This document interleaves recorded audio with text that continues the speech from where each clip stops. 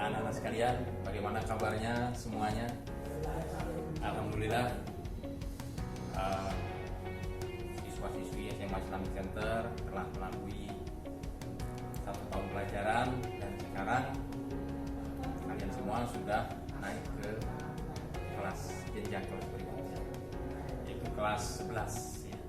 Nah, di kelas 11 ini bertemu lagi dengan saya, Bapak Indra Prihastiadi, Esos Sarjana Sosial ya, untuk kembali mengajar pelajaran sejarah peminatan yang merupakan mata pelajaran inti atau mata pelajaran peminatan di program peminatan IPS. Nah, selanjutnya sebelum kita memulai pembelajaran, kegiatan pembelajaran kita, maka saya akan memperkenalkan dulu ya apa saja yang akan kita pelajari, materi kita ya. Kita memulai kegiatan pembelajaran kita seperti biasa, maka mari kita pelajari dulu apa yang akan kita bahas, materi-materi di kelas 11 ini ya. Namun ya, tadi sudah Bapak perkenalkan diri ya, Bapak kembali lagi mengajar di kelas sejarah peminatan untuk kelas 11. Kemudian juga materi-materi pembelajaran apa yang akan kita berikan, dan juga buku apa yang akan kita gunakan. Nah, buku panduannya buku sejarah peminatan yang jilid 2 untuk kelas 11. Ini buku yang akan menjadi sumber pokok kita. Selebihnya dalam kurikulum 2013 kita bisa mengambil bahan-bahan ajar lain. Seperti apa? Buku teks yang lain, atau juga bisa melalui Google ya, atau melalui internet ya, browsing. Tapi tetap ya, kalau kita untuk di dalam kelas ataupun di dalam pelajaran SMA, sumber adalah yang sudah diberikan secara resmi panduannya oleh pemerintah kita. Jadi buku ini sudah resmi diterbitkan dan sudah sesuai dengan ketentuan yang ada dalam peraturan pemerintah. Di dalam pelajaran itu kita akan ada penilaian untuk mengukur sejauh mana kita sudah belajar ini mencapai kompetensi atau mampu kita menguasai materi tersebut. Nah, bagaimana menilainya? Ya, kita ada penilaian harian seperti biasa. Kemudian ada nanti penilaian tengah semester. Kemudian ada juga nanti penilaian akhir semester yang dilakukan di semester ganjil. Dan juga nanti di akhir tahun seperti kemarin tahun kelas 10, nanti di akhir tahun kita ada penilaian akhir tahun.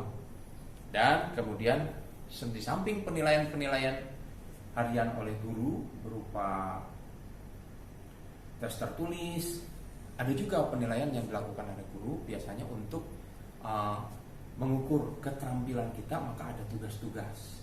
Setelah kita menjelaskan tentang buku pelajaran, maka selanjutnya adalah materi-materi pembelajaran tadi. Nah, materi pelajaran kita itu ada kompetensi dasar yang harus kita kuasai di bidang pengetahuan maupun keterampilan. Bidang kompetensi dasar pengetahuan itu kodenya 3 titik. Berapa banyak? Kalau sampai 10 kompetensi maka 3.1 sampai 3.10. Adapun kompetensi atau kemampuan ya, kita menguasai materi itu, kalau di ranah keterampilan itu ada kodenya 4. Berapa banyak? Ya sesuai dengan kompetensi pengetahuannya. Kompetensi pengetahuannya ada 10 kompetensi, maka ranah keterampilannya juga ada 10.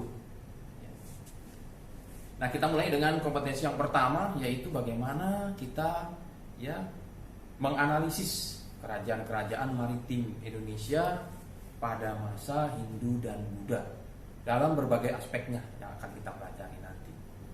Bagaimana di bidang kompetensi keterampilannya? Maka kita diminta untuk menyajikan hasil analisis tersebut dalam bentuk tulisan atau dalam bentuk media yang lain. Jadi bentuknya lebih bersifat wujudnya fisik. Apakah itu nanti kita diskusi sehingga kita bisa menghasilkan hasil diskusi kita, atau nanti kemudian berupa makalah ya untuk diskusi, atau tugas yang lain seperti itu. Kompetensi yang kedua yaitu adalah menganalisis kerajaan-kerajaan maritim Indonesia pada masa Islam. Ya, pada masa perkembangan agama Islam, bermunculan kerajaan-kerajaan Islam di Nusantara dalam berbagai aspeknya. Ini kita analisis kerajaan-kerajaan maritim ini. Itu untuk ranah pengetahuan, kompetensi pengetahuan. Kompetensi keterampilannya yaitu kita menyajikan hasil analisis tadi, kerajaan-kerajaan tadi dalam bentuk tulisan atau media yang lain seperti itu. Nah, metodenya belajarnya apa? Kita bisa diskusi atau dengan yang lainnya nanti. Kemudian kompetensi dasar yang ketiga yaitu kita menganalisis pemikiran-pemikiran yang melandasi peristiwa-peristiwa penting di Eropa. Eropa jauh ya dari kita Asia Tenggara, Eropa. Tapi peristiwa-peristiwa ini penting dan terjadi di Eropa, namun akhirnya karena Eropa waktu adalah pusat peradaban, akhirnya menyebar ke seluruh bangsa-bangsa lain di dunia ini. Apa saja pemikiran-pemikiran peristiwa-peristiwa penting itu nanti kita pelajari.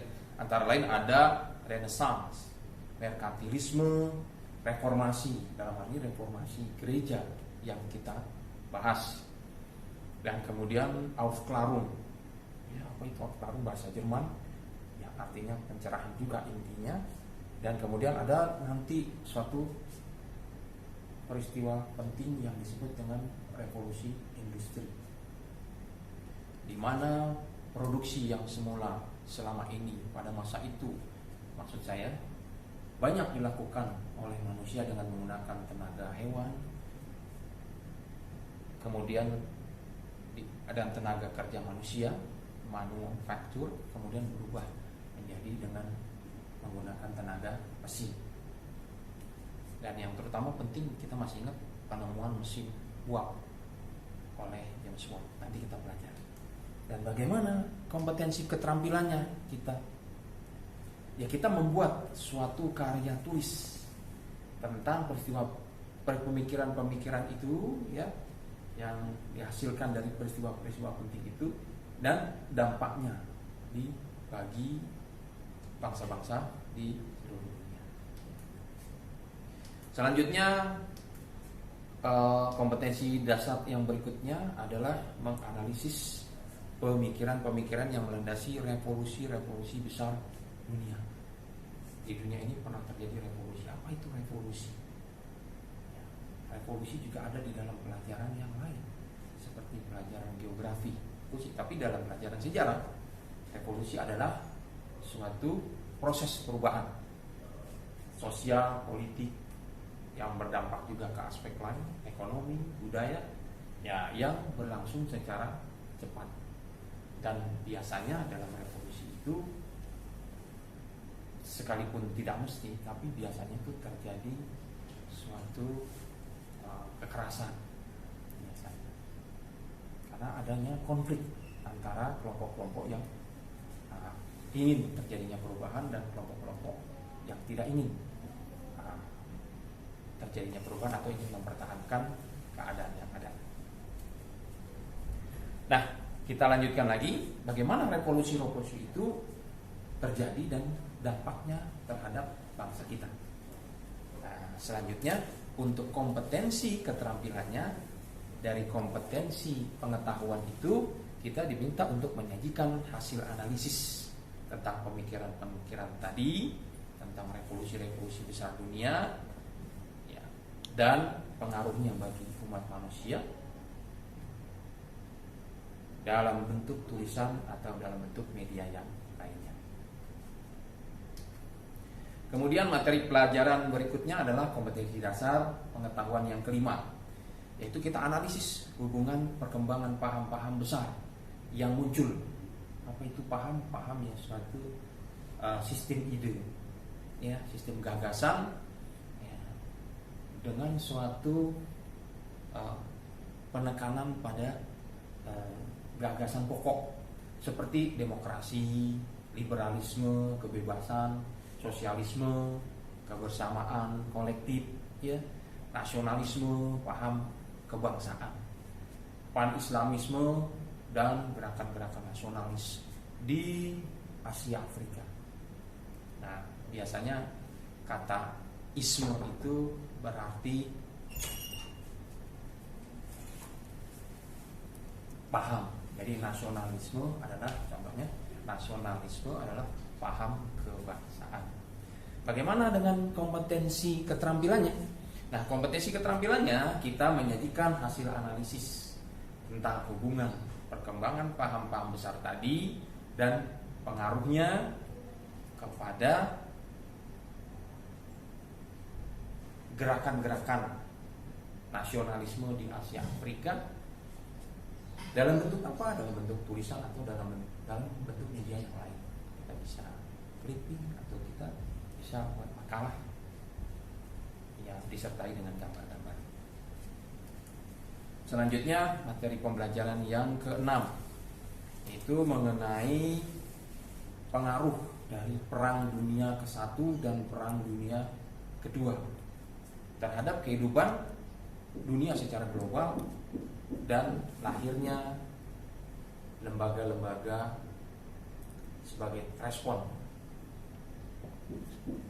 akibat dari Perang Dunia tersebut. Yang kita tahu Perang Dunia I mengakibatkan lahirnya nanti Liga Bangsa-Bangsa, namun Liga Bangsa-Bangsa dianggap gagal. Kemudian dari situ banyak ketidakpuasan, akhirnya lahir lagi Perang Dunia kedua. Sehingga setelah itu dunia mengalami kehancuran di banyak wilayah, dan itu sangat pahit dirasakan oleh umat manusia, sehingga dibentuklah suatu lembaga perdamaian yang kita sebut sebagai PBB, Perserikatan Bangsa-Bangsa. Nanti kita analisis.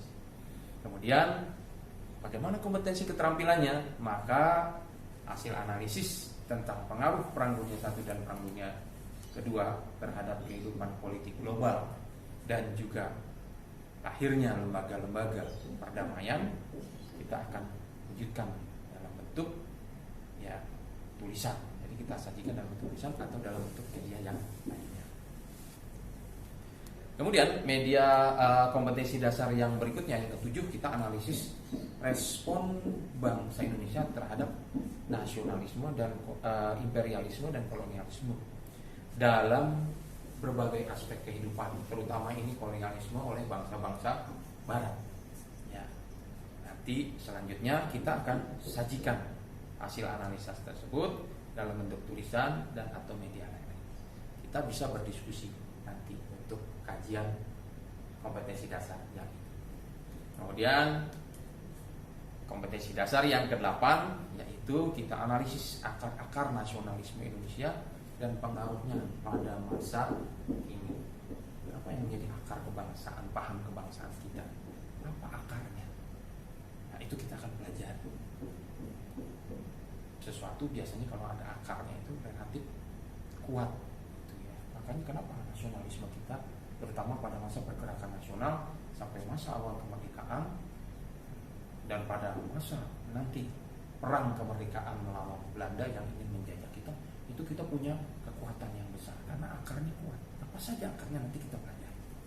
Dan kemudian kompetensi keterampilannya yang harus kita kuasai, kita sajikan hasil telaah tentang akar-akar nasionalisme itu dalam bentuk tulisan atau dalam bentuk media yang lain. Selanjutnya materi pelajaran yang ke-9, kompetensi dasar 9, kita adalah menganalisis akar-akar demokrasi. Kalau tadi nasionalisme, kompetensi ke-8, maka kompetensi ke-9 adalah kita analisis akar-akar demokrasi di Indonesia dan perkembangannya pada masa kini. Nah, apa akarnya demokrasi Indonesia? Indonesia ini berbentuk republik dari sejak berdirinya negara kita, Negara Kesatuan Republik Indonesia, sampai sekarang kita tetap memegang teguh bentuk negara kita republik, dan itu salah satunya adalah ditopang oleh paham demokrasi. Ya. Nah, untuk kompetensi keterampilannya kita sajikan hasil telaah tentang akar-akar demokrasi tersebut dalam bentuk tulisan atau dalam bentuk media yang lainnya. Kompetensi dasar yang berikutnya yaitu yang ke-10, kita menganalisis persamaan dan perbedaan tentang strategi pergerakan nasional. Apakah ada persamaan dan perbedaan? Artinya organisasi-organisasi pergerakan nasional yang ada itu masing-masing mempunyai strategi dalam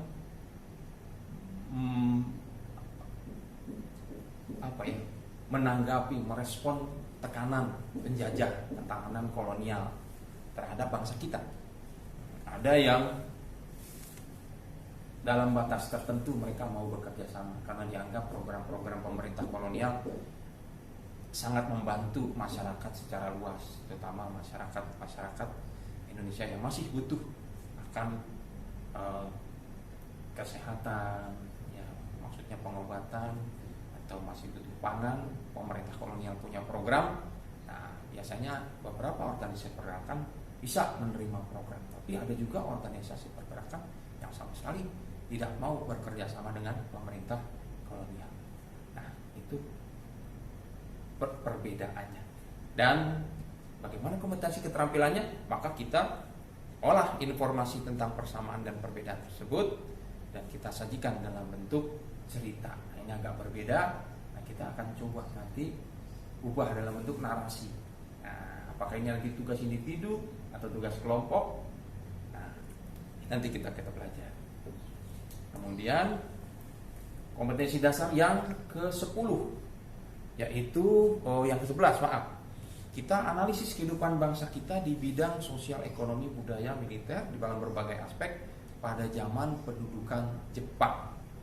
Jepang masuk sini mengalahkan Belanda, kemudian menguasai Hindia Belanda, kita dulu disebut Hindia Belanda, dan kemudian membentuk pemerintahan di sini. Maka kita sebut ini masa pendudukan Jepang. Bagaimana kehidupan bangsa kita pada masa pendudukan Jepang? Kita analisis, ya, dalam berbagai aspeknya. Kita barangkali sudah sering mendengar bahwa penjajahan Jepang itu amat berat terasa bagi bangsa Indonesia. Tapi seperti apa?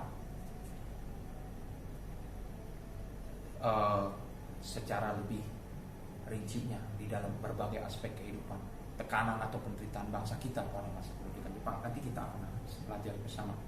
Kemudian kita di aspek keterampilan, maka kita diminta untuk menyusun cerita sejarah tentang kehidupan bangsa Indonesia pada masa pendudukan Jepang dalam berbagai aspeknya. Silakan nanti Anda bisa membuat narasi tentang masa pendudukan Jepang. Kemudian kita lanjutkan kompetensi yang terakhir, yaitu kita analisis pemikiran dalam piagam PBB dan juga dalam proklamasi kemerdekaan bangsa Indonesia. Juga kita analisis tentang perangkat-perangkat kenegaraan. Dan selanjutnya kita akan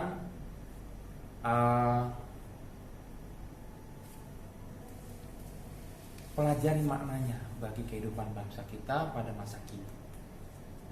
Apa tugas kita dalam keterampilannya, dalam ranah keterampilan? Maka kita sajikan hasil analisis tersebut dalam bentuk tulisan atau dalam bentuk media yang lain. Itu tadi seluruh rangkaian kompetensi dasar yang kita akan sama-sama pelajari 1 tahun pelajaran. Demikian dari Bapak informasinya. Nah, adapun buku panduannya nanti kita lihat itu dari 12 kompetensi dasar, itu dalam buku panduan kita ada 10 bab. Ya, jadi dari 12 kompetensi dasar di buku panduan kita ini ada 10 bab yang akan kita pelajari. Dan juga apa itu penilaian harian, ada di sini kita sama-sama dapat pemahaman dulu. Kemudian juga ada penilaian tengah semester yang selama ini 1 tahun pelajaran sudah Anda lalui 2 kali penilaian tengah semester, apa sebenarnya? Nah, ini penjelasannya sedikit. Dan juga ada penilaian akhir semester di semester ganjil, ini juga ada uraiannya sedikit. Dan juga penilaian akhir tahun yang paling akhir yang dilakukan oleh sekolah terhadap peserta didik, maksudnya Anda sekalian, siswa-siswi. Nah, kemudian dari situ ada tugas-tugas yang tadi sudah dijelaskan oleh Bapak di awal secara singkat. Apa saja? Tugas itu adalah penilaian juga oleh guru. Nah, kemudian tugas itu tetap harus dikumpulkan. Kalau tidak dikumpulkan, maka ada dianggap nilainya tidak lengkap. Dan nanti untuk pencantuman nilai di rapot sebagai nilai akhir itu akan menghambat seperti itu. Terima kasih dari saya. Mohon maaf atas segala kekurangan. Kalau ada pertanyaan boleh nanti silakan diajukan. Billahi taufik wal hidayah. Assalamualaikum warahmatullahi wabarakatuh.